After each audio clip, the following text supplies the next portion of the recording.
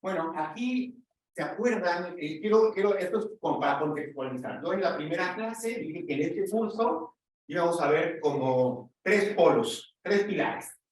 Uno es el entorno hacia el futuro en que nos encontramos, donde hablaremos, ya hemos hablado y hablaremos más de la inteligencia artificial y lo que significa para nosotros, la singularidad tecnológica, que muy rápido es como un punto donde se supone que las computadoras pensarán mejor o más inteligente que nosotros, y como se pueden a su vez diseñar su siguiente versión, entonces puede haber como una explosión de inteligencia en donde cambia todo. Esto se calcula por ahí 2045, pero para muchos, incluyéndome yo, vamos rápido, o sea que podría ser antes. Y la próxima semana quiero que veamos esto de factfulness, que es algo muy interesante, nos va a cambiar la forma en que vemos el mundo. Porque una cosa es el mundo y otra cosa es cómo vemos el mundo. ¿En qué nos enfocamos? ¿Cómo estamos enfocados? Y este va a ser un ejercicio donde nos vamos a demostrar que nuestro enfoque a veces no es el mejor, el verdadero. Pero hoy no vamos a ver eso. Hoy, bueno, eso es el entorno. Y luego tenemos herramientas filosóficas. Aquí son algunas generales y algunas que tienen que ver más con lo que yo he ido desarrollando y las que me han servido a mí. La nada y el todo hoy va a estar muy presente. Hemos hablado de la nada y el todo como la nada es como una garantía de que cualquier algoritmo, si pasa por la nada, entonces te da una validez, te da como que desde ahí puedes cuestionar. Ahora vamos a verlo, ¿no? Meta-Atem todavía no lo vemos a profundidad, ¿no? Realmente no lo hemos visto, pues no son muy explorados realmente. A mí, mi aportación de alguna manera es que con estos filtros, muchas de las otras filosofías que han habido, o de las otras, inclusive en ciencia, se pueden ver más claro. ¿Es meta o es atem? Meta es como una cosa meta que va desde afuera y que no pertenece del todo al mismo ciclo, el mismo esto, sino que está como por afuera englobándolo y ve hacia abajo como nosotros con nuestras células. Claro. Yo soy meta y mis células son atem. Claro, y a su vez la célula es meta de sus partes. Y a su vez yo soy meta de mi célula, pero a la vez soy atem de Cataluña, por ejemplo, o de los humanos. Entonces, esta visión de algo encima con esto y ver las características que tiene, a mí me ha servido mucho y por eso lo tengo lo quiero compartir, digamos, ¿no? Porque se aplica para casi todo. No es algo exacto, hay diferentes tipos de meta y hay diferentes tipos de atem, se puede aplicar a muchas formas y ya lo haremos en alguna sesión especial. Pragma tiene que ver, lo pongo así porque me gusta darle este nombre, así como una diosa, la diosa Pragma, pero tiene que ver con una de las clases que vimos, las tres teorías de verdad, en donde las dos primeras son muy intuitivas, ¿no? Verdad es aquello que un enunciado es verdad si corresponde a la realidad, si corresponde a los hechos. Eso sería como la más intuitiva, ¿no? Es verdad que la nieve es blanca, pues vamos a ver la nieve. Ah, sí, es blanca, entonces sí. No, es roja, pues entonces no. Esa es una cosa muy intuitiva, pero tiene muchas dificultades, como que, bueno, yo la veo verde, yo la veo beige, o que mis ojos son humanos, son verdaderos o no. Y hay muchas preguntas que no puedes contestar con ese criterio. Entonces, un segundo criterio de verdad es el coherente. ¿Es coherente con todo lo demás que hemos dicho o contradice algo? Si contradice algo, entonces hay peligro. Y el tercero es el más abierto y que de alguna manera puede incluir a los otros dos, o tiene que incluir a los otros dos, es el pragmático, que se refiere a ¿qué es mejor? ¿Qué es mejor? ¿Qué es lo más conveniente para nosotros? Decir que la nieve es blanca es conveniente, es una buena convención, porque nos sirve para eso, entonces es verdad. Entonces, pragma tiene que ver con qué es lo mejor. Mejor con toda la libertad que te da esta palabra que es vacía. Simplemente para algo, según alguien, es mejor. Y estas son otras dinámicos, dialécticas y axiomas éticos que hemos visto, pero que son herramientas. Y la idea terapéutica del curso, de qué nos puede servir, es ir creando o concientizando que tenemos una especie de bóveda en nuestra mente con la cual nos enfrentamos al mundo, con la cual filtramos, atendemos, como si fuera una arquitectura, yo me gusta verla, con ventanas y puertas, con pilares, con paredes de carga, y la hayamos concientizado, ¿no? Ya tenemos una, percibimos una del entorno, de nuestros padres, de todo eso. Si la llegamos a concientizar y a modificar a nuestra forma y a nuestra conveniencia y decir, ¿sabes qué? Todo esto, en realidad, ¿por qué? Si yo ya tengo esto acá, es una buena ventaja para la vida. Es como que puedes aprovechar más otras cosas que no estás viendo, te da una libertad de movimiento mayor, puedes jugar con las palabras y con los temas y con las ideas sin sentir que lo pierdes todo. Entonces, esto es un poquito retomando, rebobinando sobre el curso. Y en esta recapitulación también quisiera hacer dos peticiones del grupo. Una es que me frené, porque es verdad que a veces paso de una cosa a otra un poco rápido sin haber tal vez pues, profundizado y que hayamos entendido bien un tema. Yo lo hago a veces porque siento que si no nos vamos a aburrir. Entonces, como que voy, pero ustedes frenenme. Y lo otro es que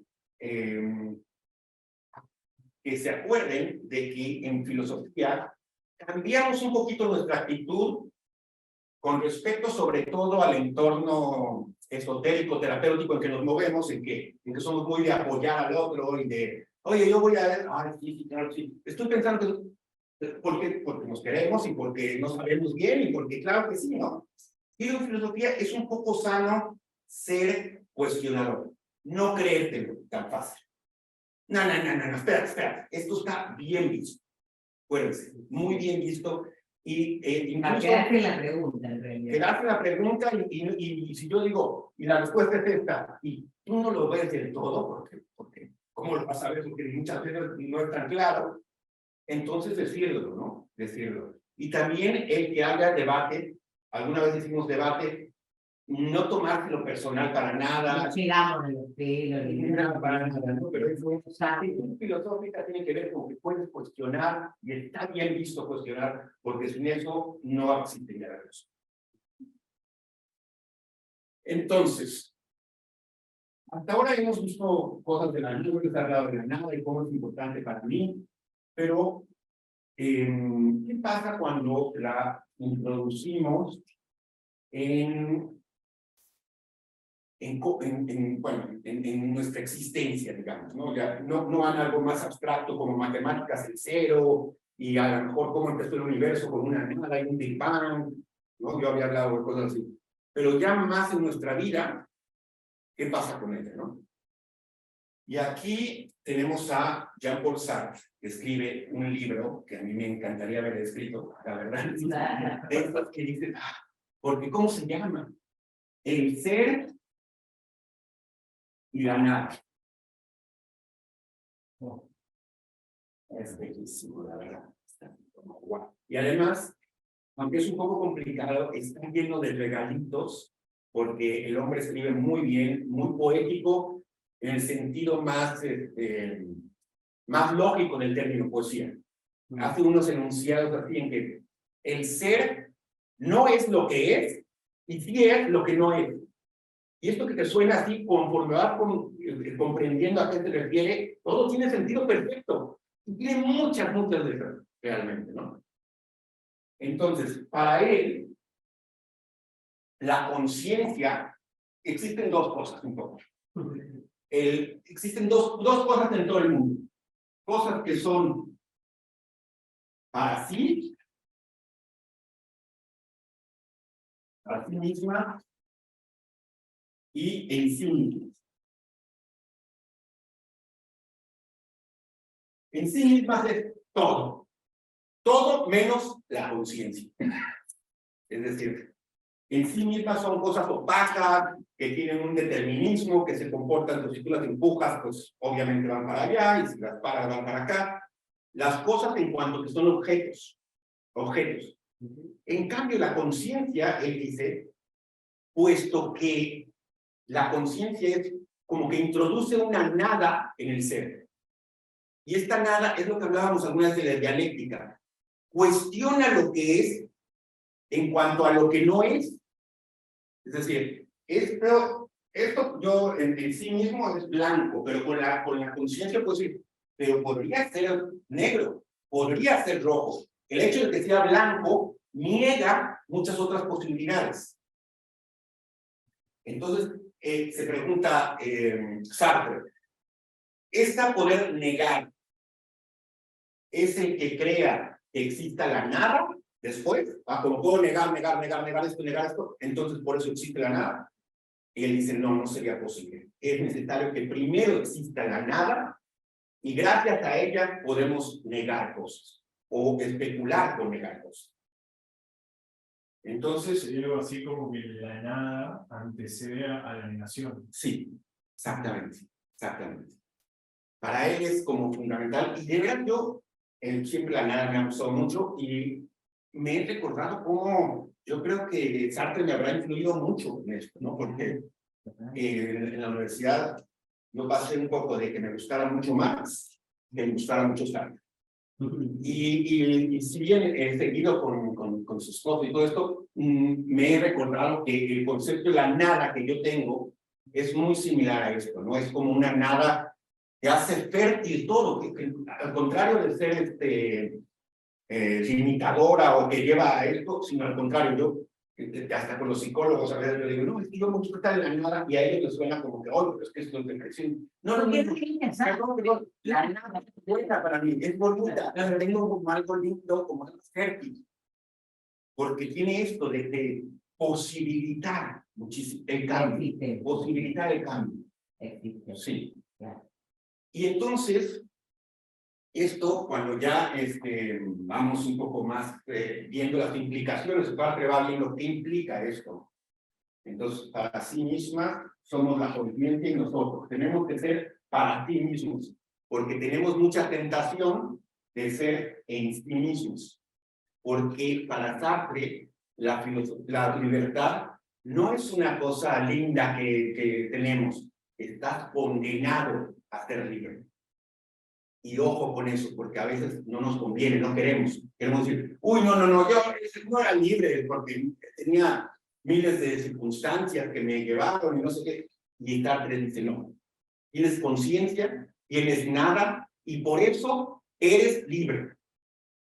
Esto era muy importante en esa época, que era por ahí de la Segunda Guerra Mundial, que habían estado los nazis en París, torturando a los de la resistencia, etc. Él decía, incluso si te están torturando, al final eres libre. Eres libre y por lo tanto eres responsable. Responsable porque tú eras libre y entonces, ni modo, no puedes evitarlo, no puedes salirte. Si quieres evitarlo, le llama Sartre mala fe. Puedes hacer como intentar hacer mala fe, y de hecho todo el tiempo estamos medio intentándolo, porque de verdad cuando comprendes esta libertad de la que habla él, de que puedo estar en una cárcel, pero al fin y al cabo, dentro de mis circunstancias, yo decido si me paro acá o si hago esto. Entonces hay bastante libertad todavía dentro de una cárcel, inclusive, ¿no?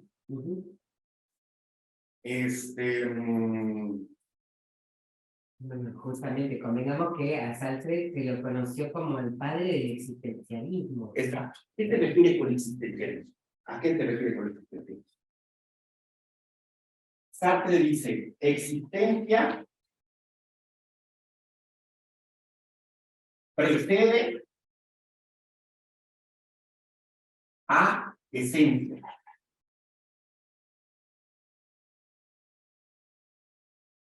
¿A qué se refiere? Él está diciendo, ni siquiera en tu esencia o en tu identidad puedes refugiarte o excusarte. bueno, no, es que yo nací siendo Manco. católico, súper esto, judío, súper ortodoxo, y entonces, claro, no puedo. No, no, no. Esto es, estás haciendo trampa. No tienes esencia. Eso No es tienes mala identidad. fe. Se llama la fe, porque eres libre. Tu existencia es lo que importa. Existir cada día con esta libertad, con la nada. La mera existencia ya te quita cualquier excusa. Exactamente. La existencia como se refiere no tanto a qué es el ser esto, sino a que tu existir en el momento libre, eso es tu vida. Claro, Y no tanto tu esencia o tu identidad, o inclusive llega a extremos como eso de, no, porque tienes que ser sincero, como si hubiera una verdad dentro de ti, nada, no, nada. En la obra de teatro a puerta cerrada, Sí. yo hice un personaje. Muy bien, Carolina.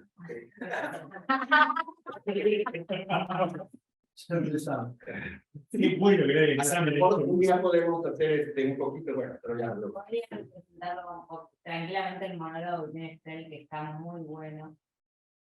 Y trabajamos lo del O sea, existencialismo. que hacías este personaje, el personaje de adentro de Puertas Cerradas era Estel. El personaje Estel, y entonces son 3 personajes en escena, y lo que tiene mucho que ver es que yo existo mientras tú me miras. Si tú no me miras, si tú no me ves, dejo de existir. Muy Luna en Leo, claramente. ¿No? Entonces, Sí. me haces acordar a ese momento en que los actores nos pedían, o sea, todo empezaba como, ay, yo qué raro, ¿dónde estoy? Era en la puerta, en el purgatorio, ¿no? En la puerta del infierno. Y de repente te encontrabas ahí, te despertaste ahí, ¿no? Y entonces, obviamente, te excusás esto, ¿no? De esta mala fe, lo que ahora están diciendo ustedes, Sí, ¿no? yo llegué acá porque Claro. una cosa que decía Sartre era esto, ¿no? Es decir, el hombre es lo que se hace. La suma de tus decisiones eres, digamos, ¿no? Y en esta obra termina diciendo, el infierno son los otros. ¿Qué se refiere Sartre? No tanto a que los demás son muy malos o algo así, no, sino a que la conciencia del otro te cosifica, Exactamente. te quita tu libertad. La mirada del otro necesariamente te está viendo como un objeto. Y entonces tú te sientes incómodo por eso. Porque te dicen, ay, tú eres muy bueno en matemáticas, o no, tú eres, te encanta, ya veo que te encanta. A mí no me pongas cosas, no me estás negando mi libertad, que es la nada. Y me estás diciendo esto, ¿no? Yo no soy una cosa. Yo no soy una cosa, y normalmente los otros te cosifican. La mirada del otro te cosifica. Él llega a decir, hay un juego ahí de si es posible incluso el amor, puesto que siempre también en la pareja cosificas al otro. Y el otro te cosifica a ti y te hace un objeto de deseo, y al hacer un objeto de deseo ya lo cosificaste y ya no le estás dando la oportunidad de ser otra cosa por completo en cada momento. Hasta que empiezas a ver al otro como un ser diferente. Como un ser para ti mismo, Para que tiene total libertad, y con que en cada momento no asumes nada de él, No reconocer la nada del otro. reconocer la nada en él. Claro. Entonces, amar es libertad. Sí. Puntitos extra. Yo me acuerdo de Y además en libertad a ti mismo. Esta sería la conciencia de ti mismo. sí, muy bien. Claro, es Yo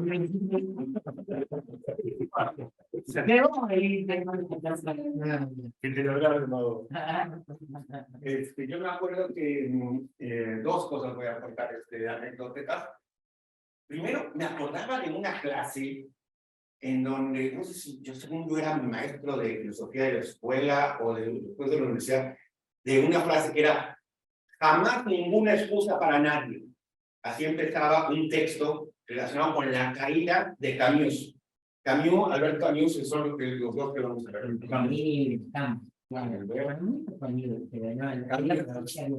Sí, lo decía para ubicarlo yo. También estaba diciendo mi mismo. Luego, era de Alejandro Lomas. Islanda. Amamos una excusa para nadie. Llevo toda mi vida con esa. Jamás, no, ni apunte es mejor con lo que voy a decir ahora. Jamás ninguna excusa para nadie, lo recuerdo en el pizarrón, para mí siempre ha sido así como, pues lo busco en Google, no existe, nada, cero resultados, no existe esa frase. No importa, ya está, hay similar, hay un texto de la Caída de Camus donde a lo mejor el personaje medio dice algo similar, pero se me hizo muy chistoso para nadie. Jamás ninguna excusa para nadie, está diciendo, no vengas con que, ay, hablo porque esto está muy difícil, y no, si te contara lo que le he pasado y de mí, no sé qué. Sí, todo importa, no está minimizando si tuviste un trauma de pequeño, no sé qué. No. Eso es parte de tu practicidad, es parte de tus circunstancias. Pero dentro de ellas, reconoce que tú tienes una libertad últimamente, y además te va a hacer bien sentirlo, ¿no? Y lo otro que iba a decir es que me acuerdo de, no sé si es un dicho que conocéis en todos lados, a lo hecho, pecho. A mí me encanta porque en tan poquito está diciendo un poco esto. A lo hecho, pecho. Ser responsable, las cosas como son, no te hagas que no sé qué, no pongas pretextos, excusas, no trates de caer en la no libertad porque es una tentación que todos tenemos todo el tiempo. Vamos un poquito a cambios. Una de las guerras que había, digamos, justamente con esta situación, era el hecho de, entonces si reconozco, existo, ¿no? Entonces, como todo un tema a debatir, ¿no? Si reconozco, entonces existo. ¿Entendés? Si reconozco lo que hago, decir, o sea, entonces existo. No es que por esta cosa de que él planteaba de que el hombre es lo que hace. ¿Entendés? O sea, el ser es, o sea, decir su hacer, digamos. Entonces ahí es como, entra ahí como una, ay, qué miedo, ¿no? Es decir, ¿reconozco realmente lo que estoy haciendo o como un montón de excusas? Y entonces ahí pasamos a esa... Por ejemplo, esa frase tan chistosa que yo dije al principio. El ser no es lo que es.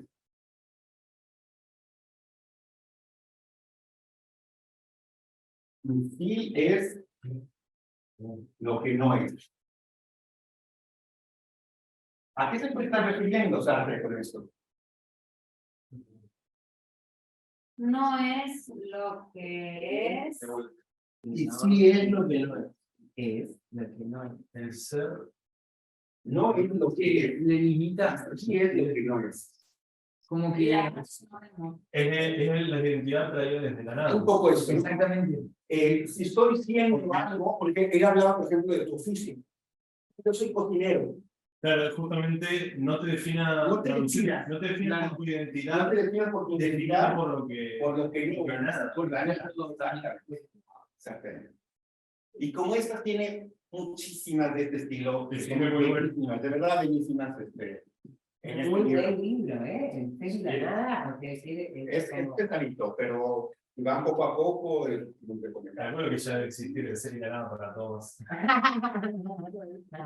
hablar un poquito ya de Camus, la verdad que vamos a ir medio rápido y al final hacemos discusión y todo eso, ¿no? A ver, vení, vamos. Camus es contemporáneo, se llevaban bien después de un tiempo, y Camus, más que de la nada, habla del absurdo. Está relacionado, es similar a la nada, ¿no? Es como, vas por la vida, vas tratando de encontrar para qué haces las cosas, pero en realidad no encuentras algo tangible de por qué existimos. Estamos arrojados de este mundo, decían los existencialistas, somos arrojados de este mundo, y de pronto tú estás aquí y no sabes ni cuáles son las reglas del juego, ni para qué, ni por qué. Entonces, Camus decía que más allá de razonamiento o de una prueba a esto, llega un momento en la vida en que tienes una experiencia física así, del absurdo. Como que a mí me suena en mí mismo, ¿no? Pero, no tiene ningún sentido. Y él ve como positiva esta experiencia, ¿no? Como que decir. Porque ahí él plantea, es decir, la aceptación. Del absurdo. Del absurdo. Claro, como que en el absurdo encontrás. La verdad o la felicidad. Sí, o la Una crisis necesaria. Una crisis necesaria en tu existencia. Y desde esta crisis, él dice que tenemos 3 caminos. Desde el absurdo, reconozco el absurdo, de pronto lo vivo, digo. Por ejemplo, alguien a lo mejor religioso toda su vida, quizá no llega a intentarlo, pero esto es uno de los 3 caminos que vamos a hablar, ¿no? Está muy bien, está muy bien. Un camino tras el absurdo es el suicidio. Sí, la realidad. Camus dice, no es que sea pro suicidio, pero es de los que más hablan de esto, porque muchos filósofos, la verdad que no lo tratan. Dice, de las primeras cosas que debería tratar la filosofía, una filosofía es de por qué no hay que suicidarse. A mí sí me hace interesante plantearlo así, ¿no? ¿Por qué no me suicido? ¿No? ¿Por qué? ¿Para qué? Ante el absurdo. Bueno, él dice que no. Ya explicaremos por qué. La segunda cosa es un salto de fe. La nave. Sí. Aquí pues podría ser el creer en Dios, creer en más allá, creer que me van a hacer, o sea, tengo fe en algo y entonces soluciono el absurdo de esta manera. Pero no tiene que ser algo que ahora lo vemos como limitante o algo así. Para mí, esto que cuando hablábamos de hacer nuestra bóveda personal y de creer un poco, yo en lo que creo es en Pragma un poco, ¿no? El de que hay una cierta alineación hacia lo mejor.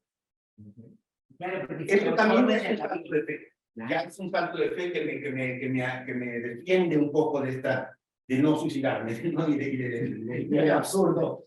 Claro, es una herramienta, es una herramienta. Sí. El recurso de la. Y el tercero que habla también, que es muy interesante, es aceptar el absurdo. Ser absurdista. Bienvenidos a Absurdistas. Población, nosotros. Este es el que más recomienda él, porque dice, lo otro es un poco negar, no sé qué, si reconoce el absurdo, reconócelo y quédate ahí tantito y a ver qué pasa. Y entonces hablan de Sísifo, el mito de Sísifo. Sísifo era uno de estos que Sísifo. S-I-S-I-F. Sí. Entonces, en la mitología griega, Sísifo es de estos que desafiaron a Zeus, como siempre, le quitaron una que le gustaba a él, se casó con ella, luego vino el de la muerte, toda una serie de cosas, al final lo castigó, con el peor castigo que puede haber, que es una piedra gigantesca, la tiene que ir subiendo por la montaña, subiendo por acá, y cuando llega hasta arriba, vuelve a caer la piedra y tiene que volver a empezar, para siempre. Para siempre. Entonces es como que siempre se había tomado como el peor castigo que se puede hacer, el que el niño quiere. Ya sabes que la estás subiendo y estás jugando todo, y sabes que la vas a hacer y que vas a tener que volver a hacerlo. Pues según se lo imagina Camus, dice, él por lo menos no se engaña tan fácilmente, tiene patente el absurdo. Lo tiene tan patente, tan a la mano, tan claro, que una vez que ya lo acepta, bueno, pues a lo mejor vas encontrando cositas en que te va gustando. Una vez que Sísifo, tenemos que imaginarlo feliz, porque ya aceptó el absurdo, ya se dio cuenta, que todos estamos en este absurdo, y entonces, bueno, pues, esto es lo que mientras tanto, pues me hago aquí algo bonito, no sé qué, es como, bueno, sí, aunque estaba absurdo, fuerte. ¿qué hace ante de casualidad? Hoy, justo ayer, estaba me puso Spotify una canción que era, ya la había oído, ¿no? Pero era, if it's all there is, then let's keep dancing. Sí, esto es todo. Y esto es todo lo que hay. Si ya no hay más, sigamos variando.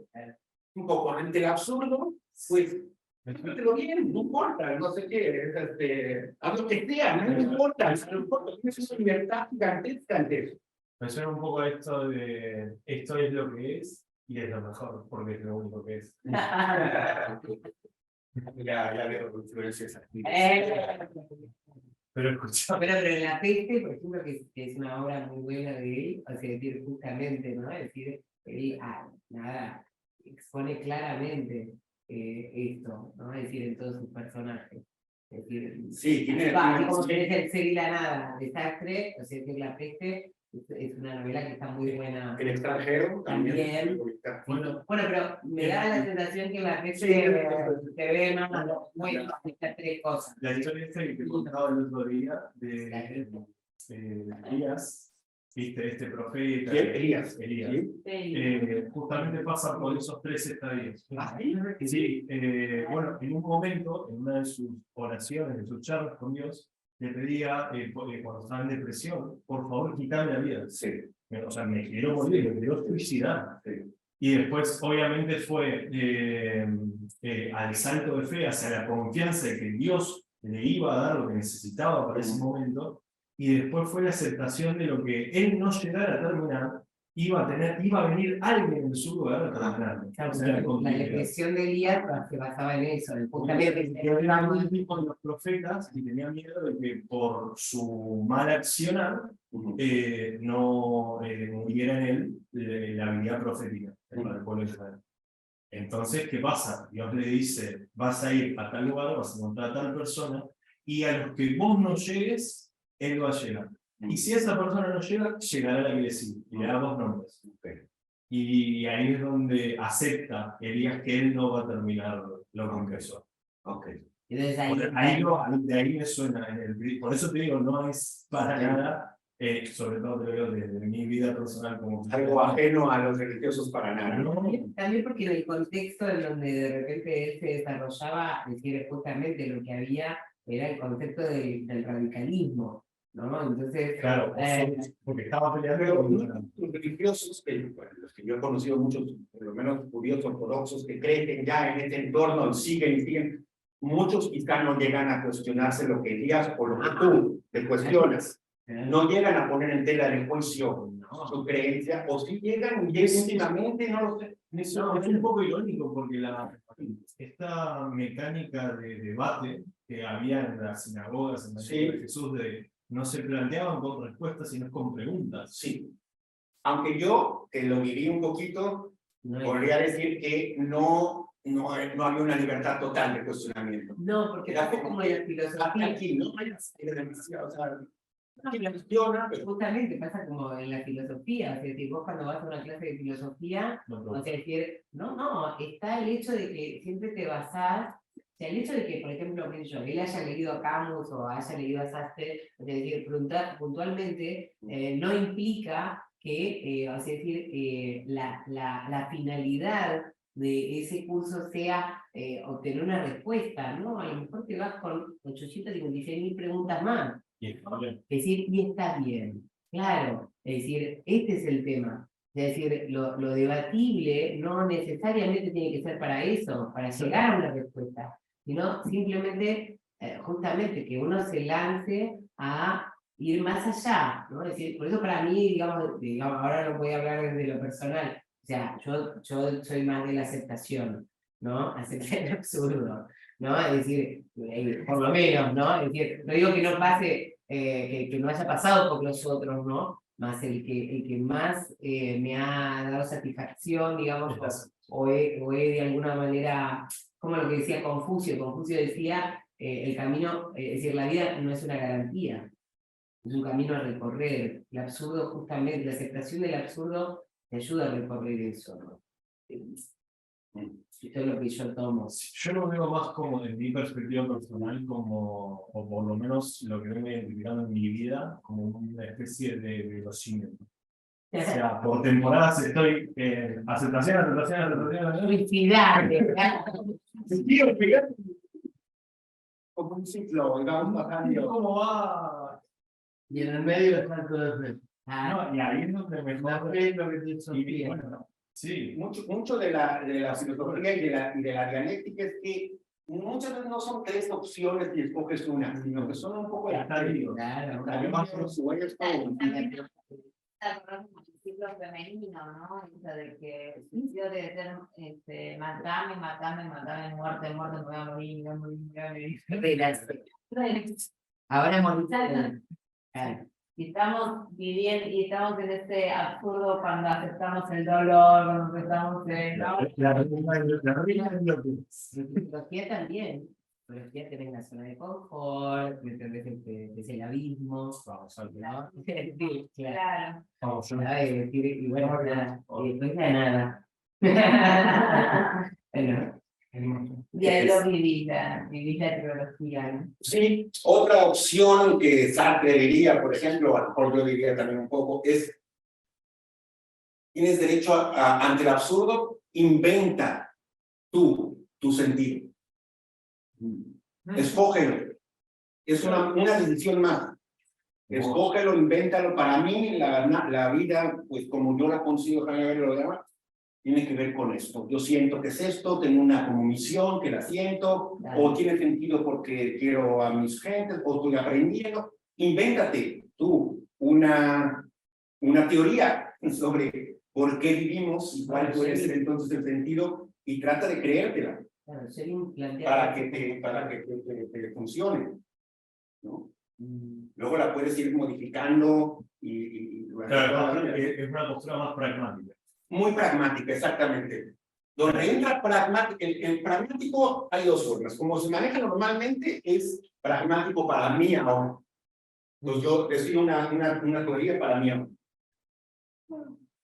El que yo estoy proponiendo, el que yo a veces propongo, es un pragmatismo más radical, un pragmatismo realista. Es decir, que la realidad converge con nuestros juicios de qué es lo mejor. Es decir, que lo que tú vayas decidiendo de qué es lo mejor tiene algo que ver con la realidad. Posiblemente se acerca a la realidad, porque la realidad termina siendo lo mejor para ti. o para todos, digamos. Claro, Sí. wow. Qué bueno. Pues esto es un poco la clase de hoy, pero hablemos un poco de preguntas, de lo que quieran, me puedes regresar a todo. Seguir hablando. Pero a ver, repetir de vuelta, repetir lo que dijiste, que es interesante. ¿Cuál? Lo de la radicalidad. Ok. pragmatismo. Sí. Es que todos estos conceptos realmente, si nos metemos en cada uno, tienen muchas pequeñas opciones o qué tanto dicen esto, que a veces no son las más divertidos, por eso no lo hago tanto. Pero está bueno que lo sabieras. Sobre la radicalidad. Sí. Voy a decir la primera forma de pragmático, que es la más que se utiliza en general, que es lo que yo decido que es el sentido. Por ejemplo, para decidir qué es el sentido de la vida, pues yo digo que el sentido, ¿se acuerdan de las tres?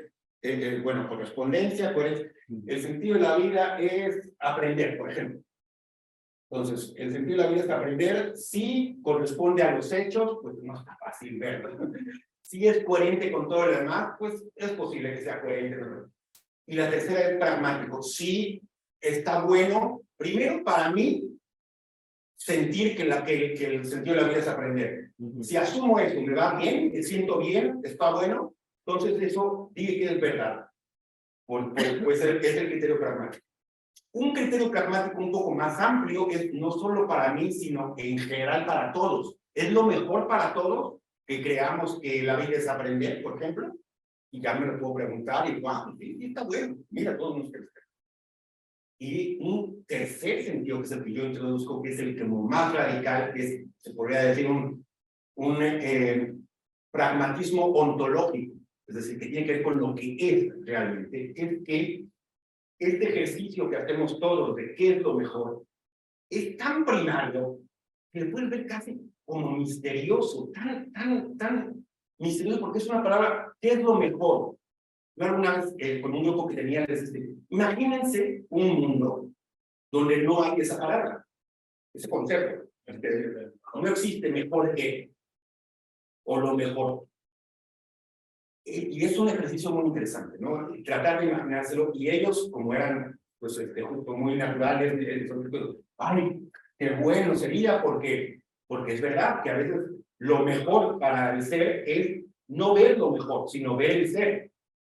Es decir, concentrarte en lo que es y no en cómo podría ser. Es bueno, sí, sí.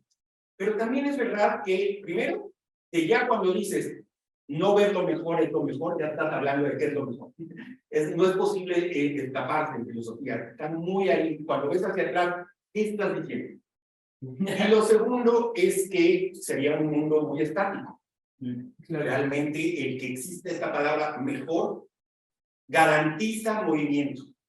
Garantiza que va a haber flujo, que hay intención, que hay drama, que hay todo. O sea, todo, con esta sola palabra ya se crea muchísimo. Entonces, al yo ver que es esta palabra tan básica, tan misteriosa, tan vacía, tan abstracta, casi desde lo más arriba de la bóveda, digamos, me pregunto si no tendrá algo que ver con cómo de verdad es el cosmos. Si no, el cosmos, nosotros somos parte del cosmos, somos, digamos, un tipo de enzima. No podría ser. Que somos enzimas, pues nuestra labor es mucho ver qué está mal, qué falta. Y se dan cuenta todo el tiempo las noticias que son, qué está mal, qué está mal, qué está mal, qué está mal, qué falta, qué hay que hacer, qué hay que hacer. Y cómo mejoramos, cómo mejoramos, cómo mejoramos, cómo mejoramos.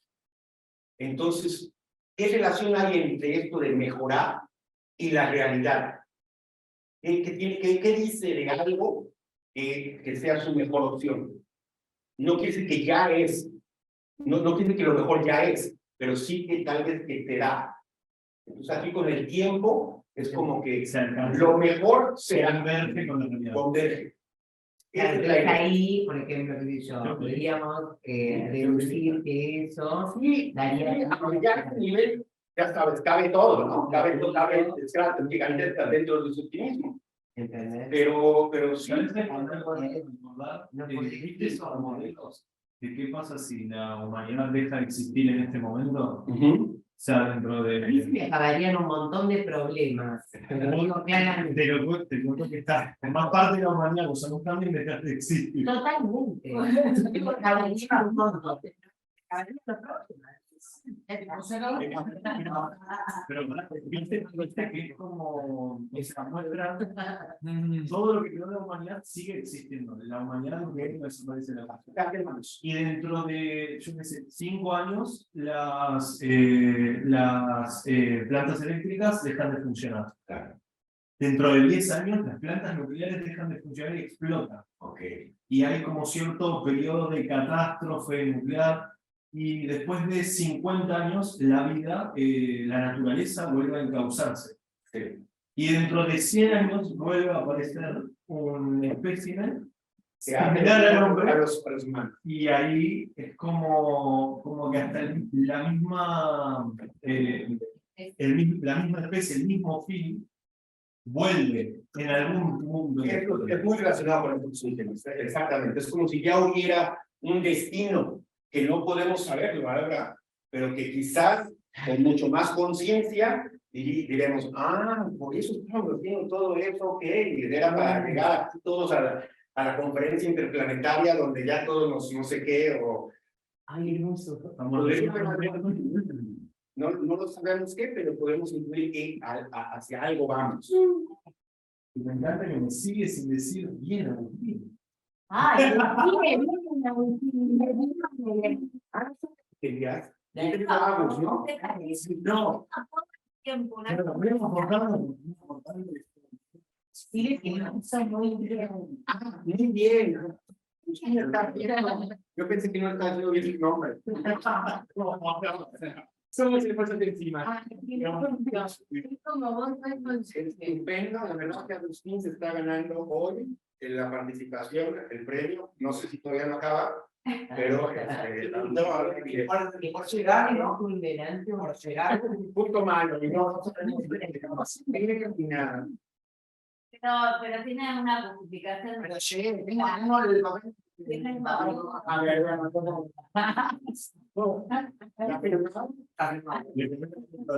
La hice yo, la que me interesa. Yo le checaría. Otro tema interesante, nada más ya para terminar esto, esta idea de ahora que viene la inteligencia artificial. Y le pregunté a ChatGPT, ¿qué es artificial? No, sabes que nadie lo tenemos nada claro, no hay una claridad sobre cuál es la frontera exactamente. O sea, cuando algo natural, un animal o algo así, hace una creación, sus creaciones son naturales. Nosotros humanos somos naturales. ¿Por qué nuestras creaciones no son naturales? ¿Por qué la ponemos en oposición a la naturaleza, no? No tiene que ver con con la parte orgánica.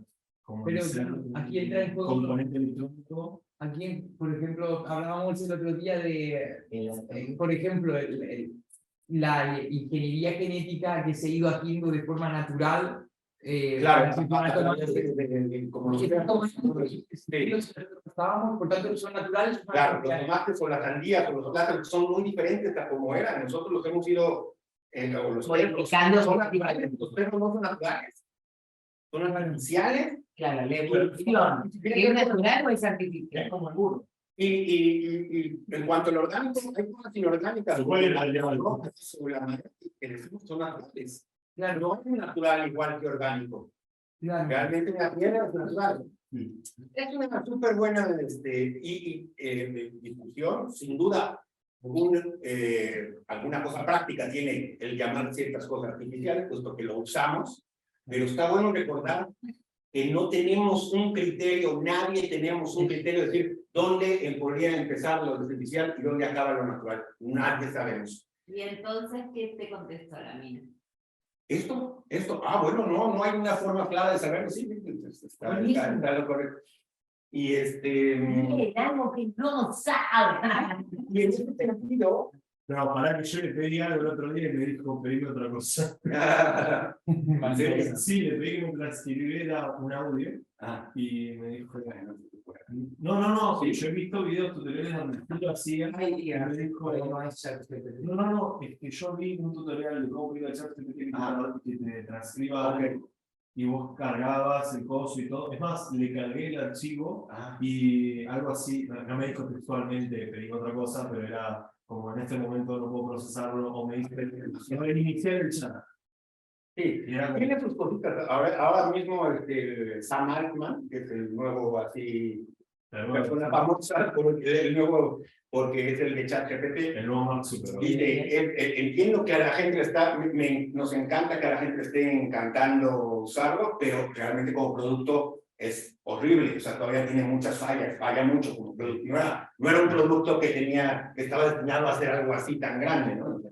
Entonces, sí, hace cositas. A mí, yo ya le agarré que a veces no me da la respuesta, tengo que rápidamente copiar lo que había escrito, porque si le pongo reload, me lo borra. Claro. Entonces ya más, por lo tanto ya lo había copiado, entonces lo vuelvo a poner. Luego decir que no guardo el historial de la conversación. Se borra a veces, ¿sí? Cuando falla, por lo menos en mi iPad, falla, hasta que le tengo que poner reload. Me Y parece ahí ya sí lleva el historial, pero hasta antes de que yo hiciera la pregunta. que también en negación ChatGPT no mira lo que va a hacer. Está- La respuesta Sí, Eso de naturaleza y artificialidad va a ser muy relevante cuando hablamos de inteligencia natural o inteligencia artificial. ¿Cómo que inteligencia artificial? La inteligencia es la inteligencia y ya está. O hay diferentes tipos de inteligencia. En fin, estuvimos hablando con ChatGPT de eso, sí. ¿Y qué te dijo? Le dije, esto de entre humanos, hay esta dicotomía que se habla mucho entre humano y artificial. Humano, máquina, natural, artificial. ¿Hay otros términos en esta dicotomía? Me dice, sí, hay otros términos. Y me describe algunos por el lado de el natural. Es decir, por ejemplo, la inteligencia molecular, a lo mejor es distinta, o la inteligencia que se obtiene de mucha gente junta.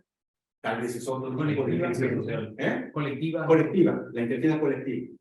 Y luego le digo, y otro tipo de inteligencia en el área artificial, y también sí, también se puede distinguir, como por ejemplo la no son otro tipo de inteligencia, porque es la superinteligencia o la inteligencia de swarm, que son como esto, muchas cosas. También hablaba en lo natural, de la inteligencia de los pájaros que se mueven en racimos, de las hormigas. Pero le digo, pero ¿no es el mismo tipo de inteligencia al final? Dice, no está, bueno, no está decidido, No hay algo así como un espejo entre son consistentes, son coherentes entre sí, no está claro, no estamos seguros. Está bueno eso. ¿Qué más, chicos? No, vos, estaba planteando esto, ¿no? Es decir, Bueno, que tendrá que ver mucho con esto de la inteligencia artificial, pues al final, a lo mejor, esto es lo que los árboles, o la parte más, las plantas primigenias, te podría haber una lectura como que este es el intento que están haciendo, todo esto que estamos, los humanos inclusive, tal vez somos un invento de las plantas para ayudarlas a expandirse, porque esa es la, según Nietzsche y todos, Como cualquier cosa quiere sobrevivir y expandirse, ya por ser, tiene esa tendencia. aparte de la cuarta opción que planteaba Camus sobre el absurdo. Es decir, justamente la pregunta que estás haciendo, ¿no? Es decir, tendría que ver con eso, ¿no? Es decir, con cómo me entrego, digamos, a este absurdo, ¿no? Esa cuarta opción, ¿no? Es decir, fuera del salto de fe, fuera del suicidio, fuera de... Tercera opción. Sí, exacto. Sí. Fuera de esa tercera opción, ¿no? Es decir, desde la cuarta opción que plantea Camus, es decir, ¿cómo encararías esta pregunta que estás planteando? A lo mejor no sería, a ver, no, es decir, quiero, o sea, decir, es como justamente, ¿no? Es decir, si hay como una inteligencia artificial y hay una inteligencia natural, ¿no? Es decir, habría una inteligencia que los englobara y que de alguna manera, o sea, digamos, todas estas inteligencias que vos planteaste están de alguna manera danzando en una sincronicidad, ¿no? Yo pienso que sí, pero en cuanto al absurdismo, yo creo que el absurdista, su actitud sería un poco ya dejar de intentar resolver esas cuestiones porque ya se dio cuenta de que no hay solución verdadera. Abandonarse dentro del absurdo sería. Sí, ya, es absurdo, no trate de sacar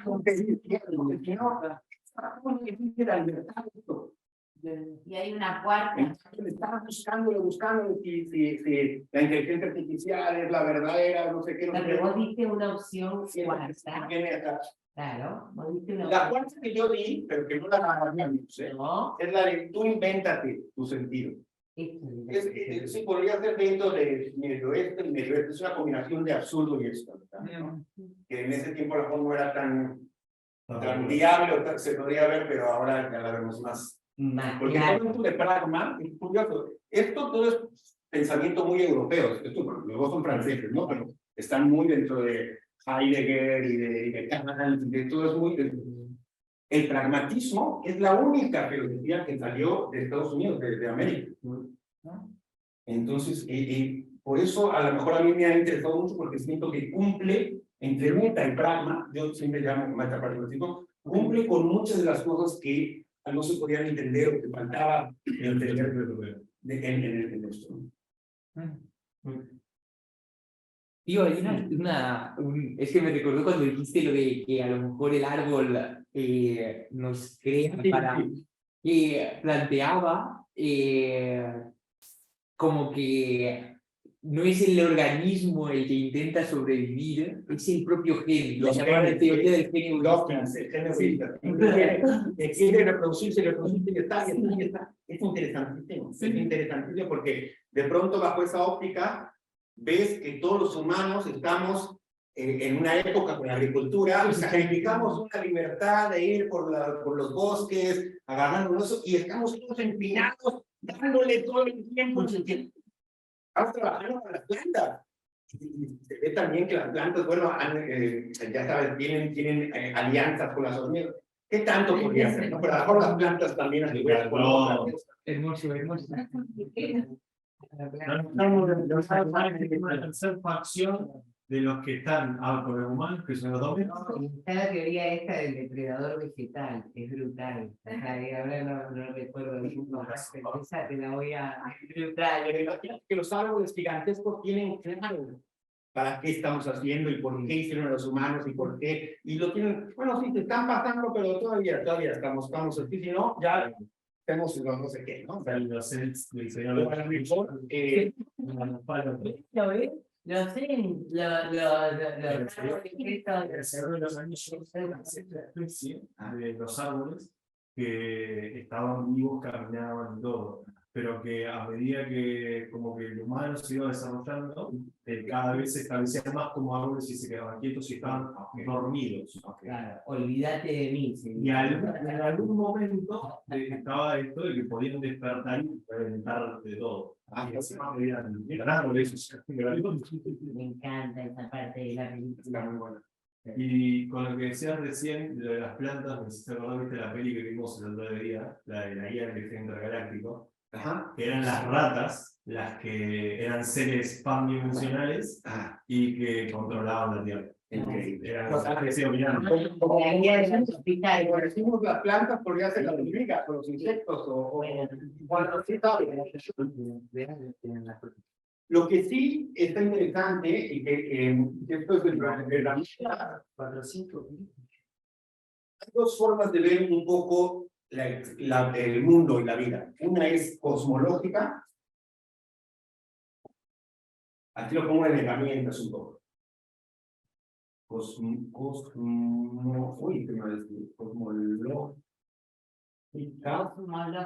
Y otra vez teleológica. De ver el todo y ¿cómo dijiste, tío? Cosmológica, No teleológica. Dos formas que... De ver la Cosmológica. Sí. Cosmológica es la que más solemos utilizar los humanos, es que hay una causa y efecto. Es decir, yo analizo cualquier fenómeno, ¿no? Un choque. ¿Qué pasó? ¿Qué pasó? Sí, que se desplazó y entonces por eso, al pegar en esto, pues esto entonces por la ley de Newton, de acción en acción, se hace para allá el coche, y por eso mismo no sé qué, no sé qué. Cosmológica es causa-efecto y ver las causas. Es un poco ya hacia atrás para ver las causas. Teleológica es cuál es el propósito de las cosas, como que van hacia algo, es ir hacia un propósito, hacia una meta y ver así las cosas, ¿no? Bueno, si se chocaron, a lo mejor es porque tenía que aprender algo de esta persona, es enfocarse más en los propósitos que en las causas. Claro, Entonces, los metafísicos, digamos, ¿no? Cuando hablamos de si las plantas son las dominantes y que crearon todo lo demás, es una visión un poco cosmológica, de que ya estaban las plantas y desde entonces pues han causado esto. Y cuando hablamos más de esta otra visión que yo hablo, de que todo está convergiendo o va a ir hacia algo, o como que hubiera una cosa misteriosa de que más bien todo esto ya sucedió, a lo mejor va a suceder, pero hay muchas formas de sentir como que vamos hacia algo y verlo, y que verlo así es interesante. A mí muchas veces me gusta esta.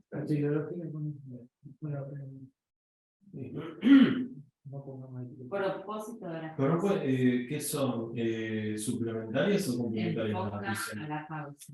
Las todas, pueden ser, como en filosofía suele ser. Claro, de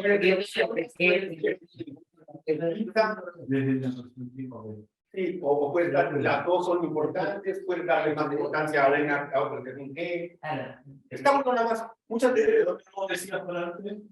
sí, es que muchas de estas herramientas, si te dan cuenta, son como filtros con que analizas la realidad.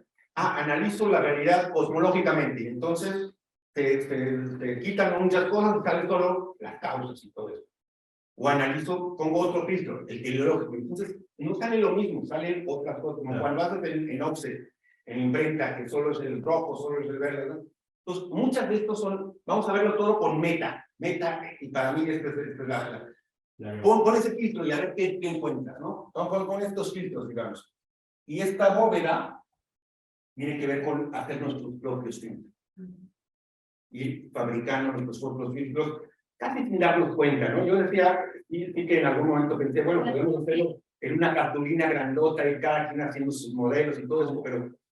Como los de, perdón, me hacía acordar de esta metáfora de los lentes con los que ves Sí. la realidad. Sí, lentes de color rosa o lentes de... Y viste estos lentes de polarizados, los que intercambian los cristales, que tenés, que te ayuda a ver los diferentes tipos de tintas. Viste las tintas invisibles, sí, de como fluorescente. Ok. Y vos podés ir cambiando los, O sea, los cristales que tenés, son como varias capas, ok. y vos bajás una palanquita y tenés, por ejemplo, el cian y el rojo. Exacto. Y bajás y tenés el contraste del amarillo con el rojo y del cian con el verde. Sí. Y entonces ahí ves otras. Buenísimo. Eso. Uy, ¿vas a decir algo? Estaba Sí. diciendo, dar un punto, por favor. Lo dije, pero no lo dije con suficiente... No, pero yo no te lo digo. Se interpreta. Y el chiste.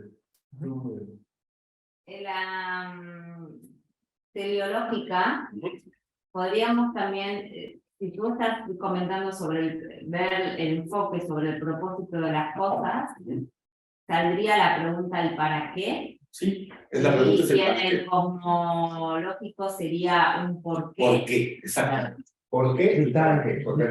Muy bien. Por esto se ganó un mejor del favoritismo. Re favoritismo, loco. Si no hubiera pasado,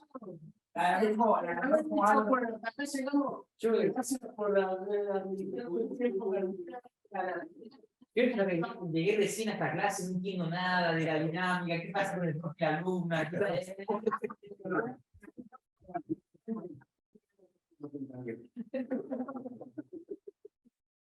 Estoy de la nada. Pues listos. Si no hay alguna pregunta, inquietud, esto, lo que sea, nos vemos la próxima semana. Igual seguimos hablando. La próxima semana, Que tire, ¿qué mierda es esto de un poquito? De verdad, puede hasta molestarle de lo tanto que puede cambiar nuestra visión del mundo. Va a cuestionar nuestra visión del mundo de una manera que a mí me ha creado enemistades. Ya luego solo lo dejo ahí.